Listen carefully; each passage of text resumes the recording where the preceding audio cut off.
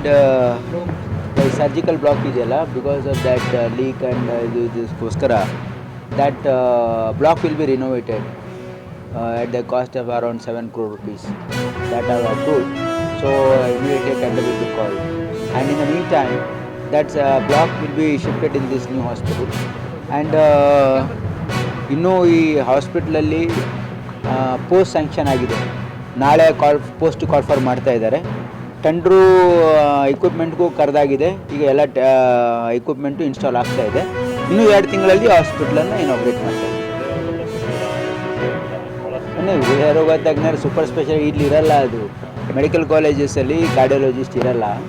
ಅದು super speciality ಆಸ್ಪತ್ರೆಯಲ್ಲಿ ಮಾತ್ರ ಇರ್ತಾರೆ. ಅನಸ್ತೀಸಿಯಾದಲ್ಲಿ ನಾನು ರಿವ್ಯೂ ಮಾಡಿದ್ದೀನಿ. ಇನ್ನೂ 4 ಈಗ ಇನ್ನೂ ಅದೇ ಅದಕ್ಕೇ ಇದು ಈಗ ನಾವು ಇಲ್ಲಿ ಹೊಸ ಇದು ಸೂಪರ್ ಸ್ಪೆಷಾಲಿಟಿ ಪ್ರಾರಂಭ ಮಾಡಿದ ಮೇಲೆ ಅದರಲ್ಲಿ ನ್ಯೂರೋ ಸರ್ಜನ್ಸ್ ಇರ್ತಾರೆ. ಅವಾಗ ದ್ಯಾಟ್ ಪ್ರಾಬ್ಲಮ್ ಇತ್ತು.